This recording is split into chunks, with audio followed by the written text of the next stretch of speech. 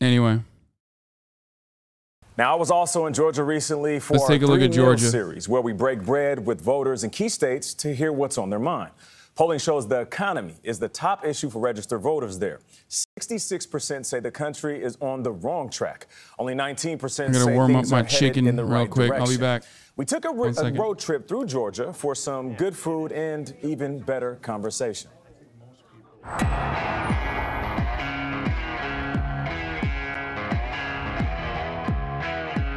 It's morning here in Atlanta, Georgia. And if it's morning here in Atlanta, the Silver Skillets Grill has been hot for hours.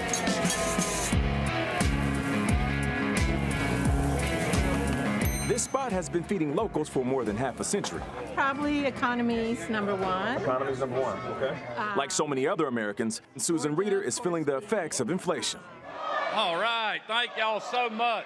And credits incumbent Republican Governor Brian Kemp for trying to keep prices down. The state has done very well. Our current governor, has helped us with gas prices. He's taken the gas tax off. Every single day you go to the grocery store to buy food, it costs more. You go to the gas station, it costs more.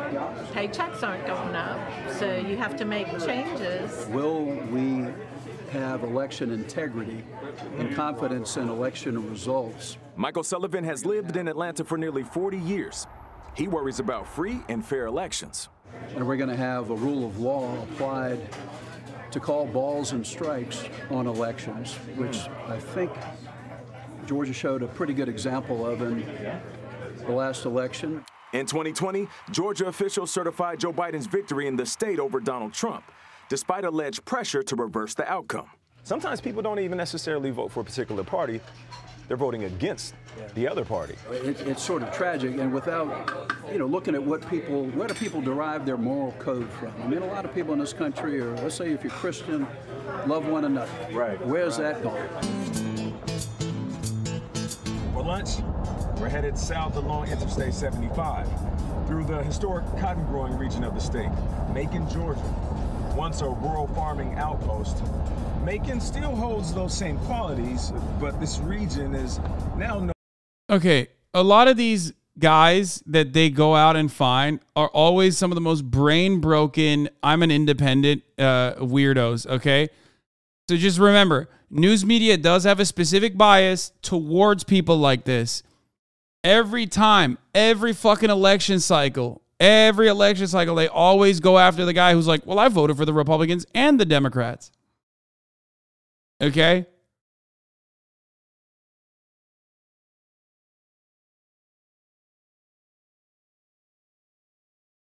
What the fuck does he mean, alleged interference? We have hour-long recording of Trump calling the state secretary asking to find votes. Yeah, that's not enough, brother. Known for retail and manufacturing. Bibb County went for President Biden in 2020, but the city is splintered between two congressional districts. The second is majority Democrat. In the 8th district, majority Republican. If you're looking for a lunch that will stick to your ribs and conversation that will long stick in your mind, H&H Restaurant is where it's at. This spot has been helping power Macon and its rock stars for generations.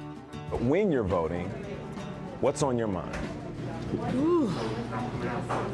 Gun laws and abortion.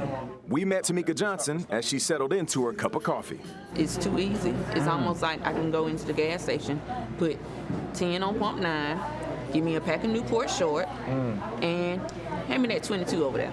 Were you shocked when Roe v. Wade was reversed? I was. Like, that's Roe versus Wade been around like forever, and then y'all wake up one day, I don't feel like being bothered with it, let's change it. The only race I pay attention to right now is Warnock and Herschel. Gary Heath was born and raised in Macon.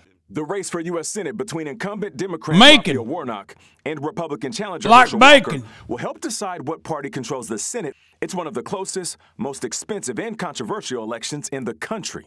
And I find it incredible for that race to be as tight as what they say it is. Why? When you got a man on TV constantly lying. You mean Herschel? Herschel Walker. Why would you even consider putting a man like that up there in the Senate seat, and you cannot trust what he say. Now, don't get me wrong. Now, when he played college football, I liked him. But I don't believe a word come out of his mouth. For dinner, we're making our way down south to Georgia's Yeah, let's go listen to some races, brother. Come on. coast to the oldest city in the state, known as the hostess of the South, Savannah, which is a port city, 4th largest in America to be exact. Now around here it's known as Low Country because of its proximity to sea level. Yeah. Let's go talk to some motherfuckers in Savannah, baby. I'm starving. I seriously mean that. Now, you know we couldn't leave Georgia without some proper barbecue. We call this our meat candy. It's got a little bit of sweetness to it. The award-winning Wiley's Championship BBQ is Nate Schaefer's place. Good to see you. And as we quickly realized, see you in a second no food, man. You tearing that chicken up. The meal at Wiley's feels like the family dining room table. I want to see them talking about how we're all going to do better as a country. That's all I want to see. Lou Valozzi is a retired federal agent. I think most people vote with their pocket, right? What's going on halfway around the world? It's like, it's always great, dude. It's like Republicans, they just can't be like, yeah, I like, you know, the border wall shit. Like, they used to say that under Trump, but under Biden, they're like, oh man, the economy, you know, Republicans are going to fix it again. First of all, 90% of the reason why the Democrats can't, quote unquote, fix the economy, other than the fact that they are also beholden to the same fucking vested interests of capitalists, is because there is an obstructionist fucking Congress. They own the House, but they can't even own the Senate because they can't even fucking whip their own votes. But even when they can't whip their own votes, even if they could whip their own votes, there's always going to be another Republican who will stop them. Okay? Like, they wouldn't have to fucking whip their own votes if the Republicans weren't obstructionists. So even if Democrats turned around and said, hey, you know what, we're going to do something that Republicans want us to do, which, by the way, half the fucking policy proposals they put forward are things that Republicans want. That's why Republicans will literally lie and turn around, and fucking say that they voted for bills that they voted against, okay? Like infrastructure, that's bipartisan. Everybody needs to fix the roads, okay? The federal government giving money to states so you can fucking fix potholes and like the highways and shit is universally recognized as a positive, which is precisely why Democrats will push for it. Republicans will lie about voting for it all the goddamn time, despite the fact that they will vote against it. Okay. So what I'm trying to say is when Democrats and Republicans say some shit like this, it doesn't mean anything. Okay? When people say, oh man, a Republican Congress is not going to actually fix the problems. Okay? Because they're running on obstructionism anyway. They're just going to do more of it. They're dumb. Isn't an important issue to me when I'm at the booth. It's how my family's doing economically is more important. It's just so divided. Clara Jackson believes the country is moving apart and says abortion is a key issue when she's voting. And it's just like I think I heard someone say this morning, you know, it's between their God, you know, their faith and their body. And I think that's who it should be between. So when they reversed Roe v. Wade, how did you feel? I felt like something had been taken away from women. Something they've been fighting for years, and now all of a sudden, here it go, it's back again. Yeah. Huge shout out to the people of Georgia who sat down with me, and of course, the Silver Skillet H&H Restaurant and Wiley's Championship Barbecue. You know, I can confirm Southern hospitality is real. I can tell. And they're giving out trophies for barbecue down in Georgia, I see. Yeah, they pretty sure serious. Do. They sure do. And you know, the topics that were on everybody's mind, the economy, abortion, and gun laws. And you can tell that that was the reason why you might be seeing those record numbers as people are coming out and hitting the polls early. And you know, it's just so interesting when you look at the Herschel Walker question that came up there. We didn't really get into it earlier with Leslie and Ashley, but this idea of these October surprises that used to derail a campaign.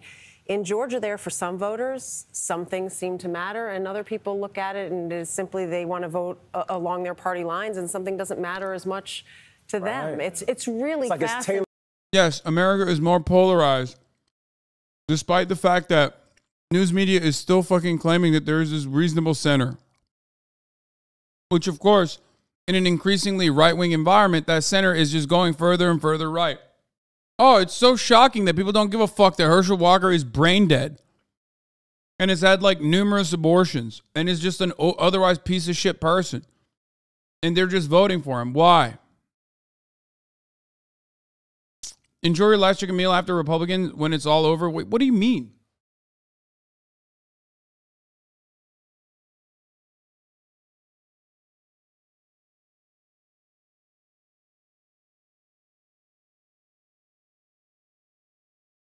You think Republicans are going to take my chicken away?